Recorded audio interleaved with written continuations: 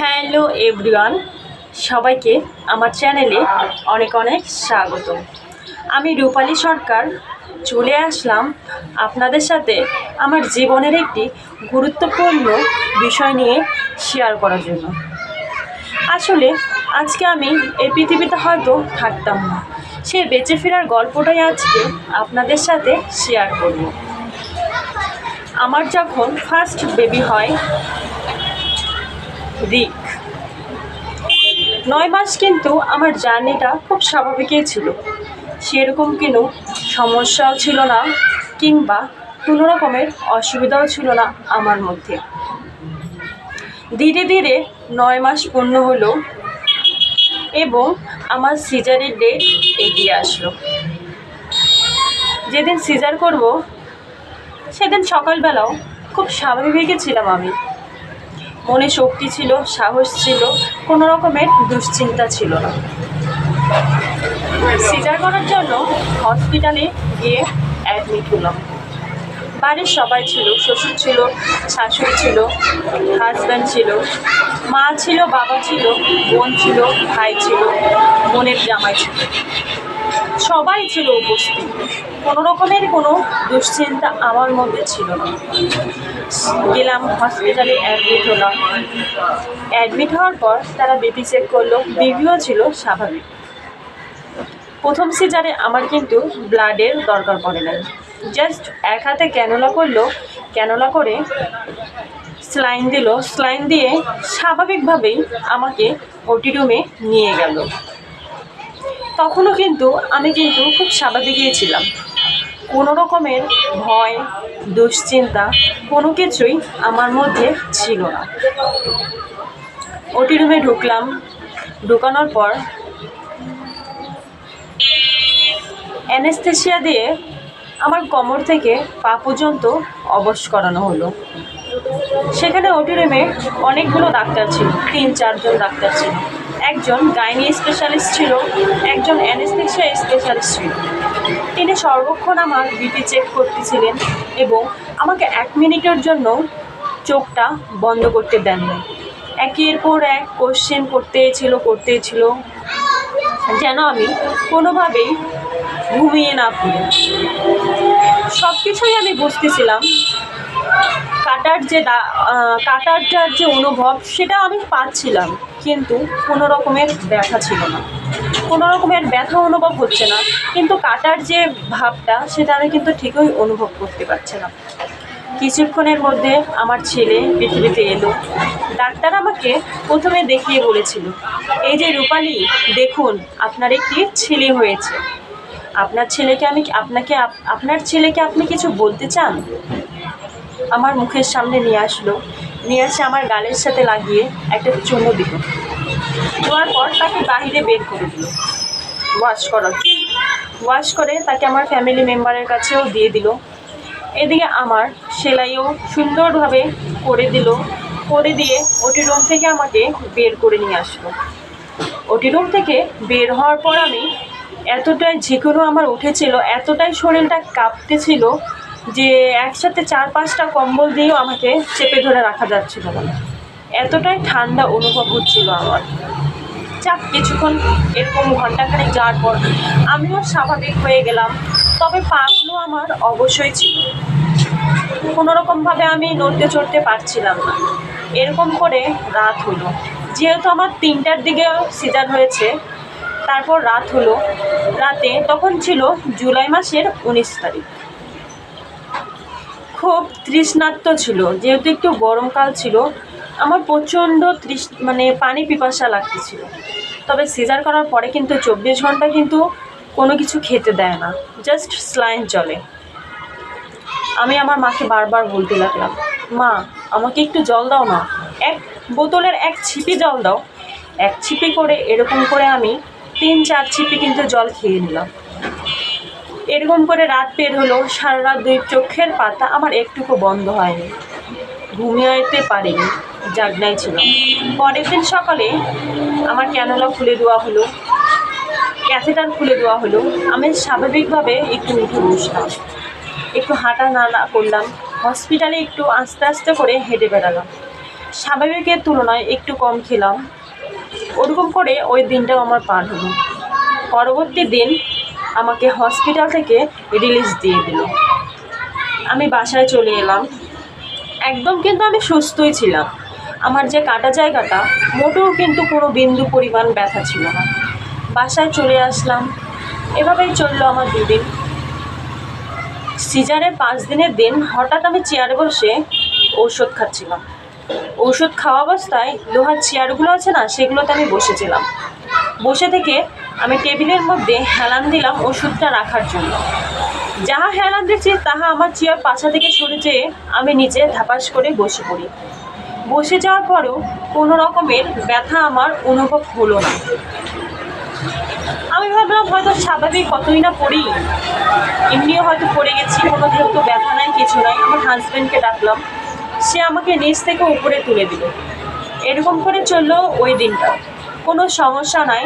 পরের দিনটা ঠিক রাতে সন্ধ্যার দিকে প্রচণ্ড জ্বর, প্রায় 102-3 ডিগ্রি জ্বর চলে এসেছিলো আমার। এমন জ্বর, তখন আমি ডাক্তারকে ফোন দিলাম, যিনি আমার সিজার করেছিলেন। তিনি বলল যে হলো নাপা এক্সট্রা খাও, নাপা এক্সট্রা খাও, ঘুমাও। তখন আমি নাপা এক্সট্রা খেলাম। নাপা এক্সট্রা খেয়ে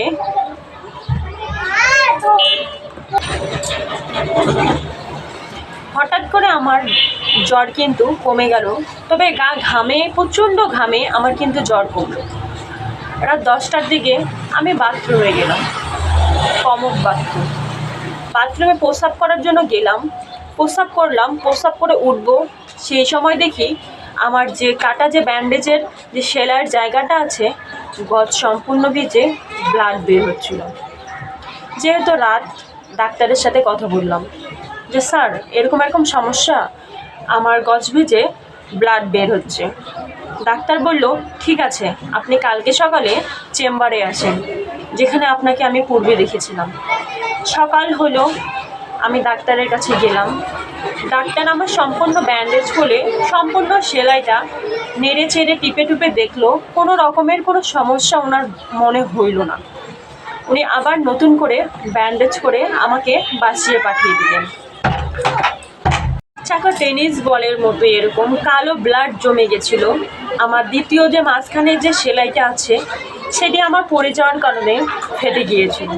ফেটে গিয়ে আমার শরীরের ব্লাডগুলো জমে গিয়েছিল। আর যখন অতিরিক্ত ব্লাডটা হয়ে গেছিলো, যখন আমি নিচের দিকে বসছিলাম চাপের কারণে, সেটা আমার ব্যান্ডেজ দিয়ে বের হয়। দুর্ভাগ্যক্রম আমার প্রথম সিজারে একটা বাচ্চার জন্য একবার সিজার করতে চাই, 2বার সিজার করে ফেললাম। সেই ওয়াশ করা অবস্থায় ডাক্তার আমার হাজব্যান্ড ও আমার শাশুড়িকে ভিতরে ডাকলেন। ডেকে তাদেরকে দেখালেন, দেখেন পেটের মধ্যে এরকম চাকা টেনিস বলের মতো ব্লাড জমেছে, 2 নম্বর সেলাইটা সম্পূর্ণ ফেটে গেছে, যার কারণে ওনার উপর দিয়ে ব্লিডিং হচ্ছে। ভালো, উনি সম্পূর্ণ পেট আমার সুন্দর করে ওয়াশ করে দিল। ওয়াশ করে দেওয়ার পর আবার দ্বিতীয়বার উনি সুন্দর করে সেলাই করে দিল। সেলাই করে দেওয়ার পর আবার আমাকে জেনারেল বেডে দিয়ে দিলেন। এরকম করে টানা 3 দিন আমি আবার হসপিটালে থাকলাম। হসপিটালে থাকার পর আমাকে আবার বাসার জন্য রিলিজ দিয়ে দিল। আমি বাসায় তো চলে এলাম, তবে কি আমি শান্তি পেলাম? না।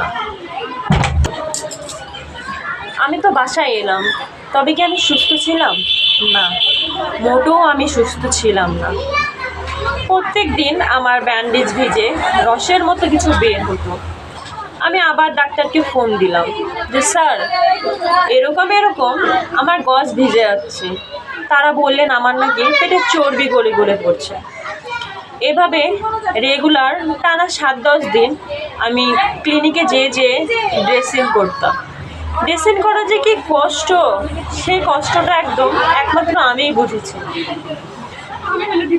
আসলে কতটা কষ্ট আমি অনুভব করেছি, এক উপরওয়ালা জানতো, দ্বিতীয় আমি জানতাম। সে চিপে চিপে তারা ড্রেসিং করতো, কি নির্মমভাবে আমি ব্যথা পেয়েছি আমি বলে বোঝাতে পারবো না। শুধুমাত্র আমার একটু ভুলের কারণে আজকে আমার এরকম করুণ পরিণতি হয়েছিল। রেগুলার আমি এইভাবে ড্রেসিং করতাম।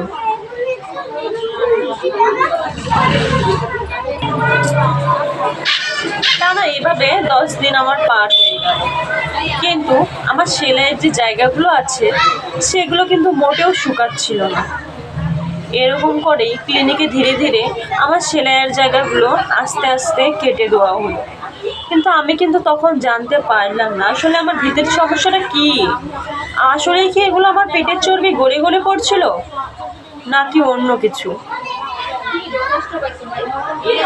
এরকম করে ধীরে ধীরে প্রায়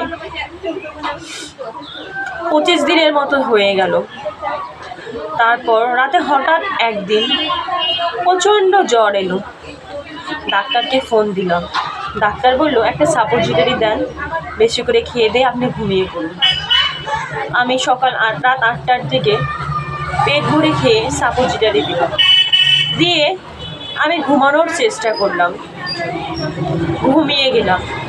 ঠিক রাত 2টো বাজে হঠাৎ করে দেখি আমার এমন প্রচণ্ড পরিমাণে ব্লিডিং, জরায়ু দিয়ে আমার একদম টাটকা ব্লাডগুলো বের হচ্ছিল। কাউকে কোনো কিছু না বলে আমি চুপ করে উঠে বাথরুমে গেলাম। বাথরুম থেকে কোনো রকম নিজেকে পরিষ্কার করে বের হয়ে আমার মা ছিলেন আমার সাথে, মাকে ডাকলাম, মা উঠো না, আমার না শরীরটা না মোটেও ভালো লাগছে না।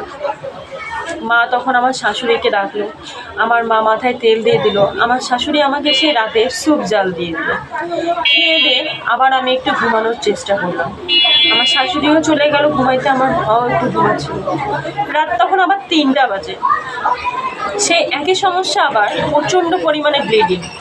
কোনোরকম আমি একা উঠে বাথরুমে গেলাম, গিয়ে সেই যে কমোডে বসলাম, আর আমি উঠতে পারলাম না কমোড থেকে। গোটা বাথরুমের ফ্লোর আমার রক্তেই রক্তাক্ত। আমার যে শরীরে সম্পূর্ণ টাটকা ব্লাড আমার বের হয়ে যাচ্ছে। চিৎকার করে আমি আমার মাকে ডাকলাম। আমার মা তো বাথরুমে এসে প্রায় অজ্ঞান হওয়ার মতো।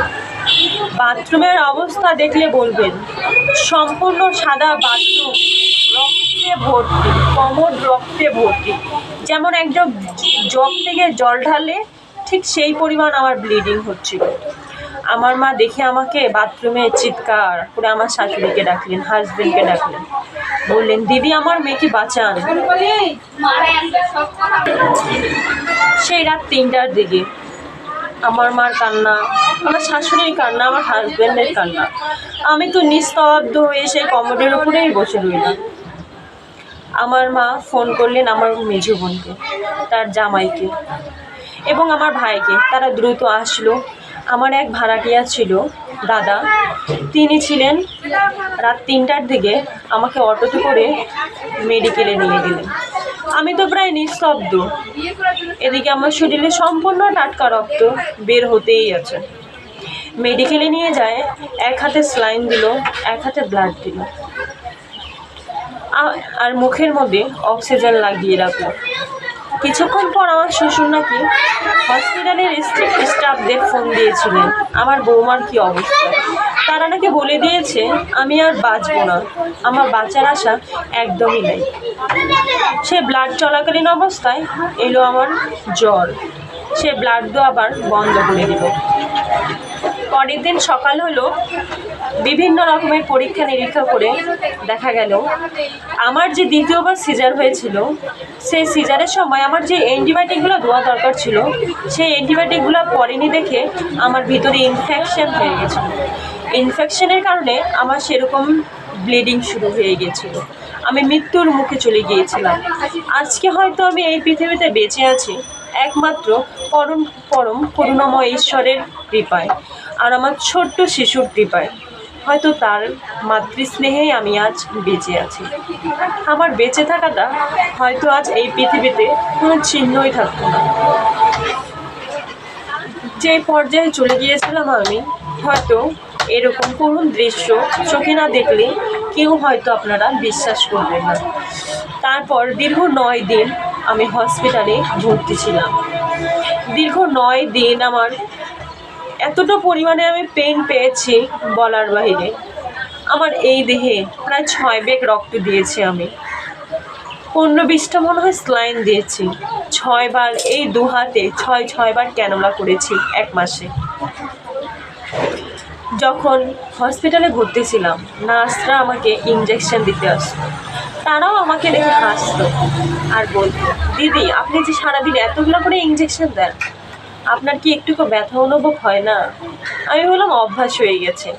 প্রায় এই হাতে পায়ে ইঞ্জেকশন দিতে দিতে ডেলি মনে হয় 5-6টা করে আমি ইঞ্জেকশন দিতে দিতে আমি এক পর্যায়ে ক্লান্ত হয়ে গেলাম। ঈশ্বরের কৃপায় 9 দিন পর যে আমি সুস্থ হয়েছি, এখনও আমি সুস্থই আছি। শুধুমাত্র ডাক্তারের একটু ভুলের কারণে হয়তো আজ আমি এই পৃথিবী থেকেই চলে যেতাম। ইঞ্জেকশনটা অনেক দামি ছিল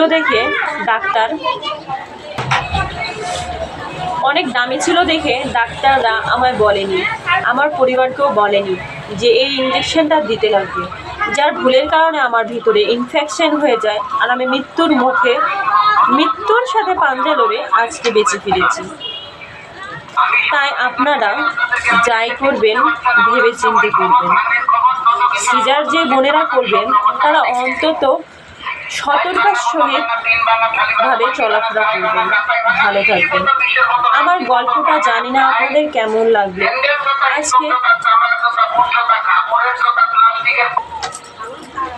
আজকে মৃত্যুর মুখে থেকে পতিত হয়ে আমি আজকে পরম করুণাময় ঈশ্বর এবং আমার ছোট্ট শিশুটির কারণেই হয়তো আর অনেকের আশীর্বাদে হয়তো আজ আমি সুস্থ হয়ে বেঁচে ফিরেছি। আপনাদের সাথে এখন প্রতিনিয়ত চলতে ফিরতে পারতেছি, সেজন্য আমি অশেষ কৃতজ্ঞ। আমি চাই শুধু আমি একটু সুস্থভাবে বেঁচে থাকতে। আপনারা সকলেই আমার জন্য অনেক অনেক দোয়া ও আশীর্বাদ করবেন, যেন আমি একটু সুস্থভাবে বেঁচে আমার সন্তানটিকে মানুষের মতো মানুষ করতে পারি। আর আমি চাই না আমার মতো এরকম করুণ দৃশ্য আরও কারো হোক। যারা এতক্ষণ আমার সম্পূর্ণ ভিডিওটা দেখেছেন তাদেরকে অসংখ্য ধন্যবাদ। এভাবেই আপনারা আমার উপর আপনাদের আশীর্বাদ রাখবেন এবং আপনারা আমার চ্যানেলটাকে অনেক অনেক সাপোর্ট করবেন। ভালো থাকবেন। অনেক অনেক শুভকামনা রইল আপনাদের জন্য।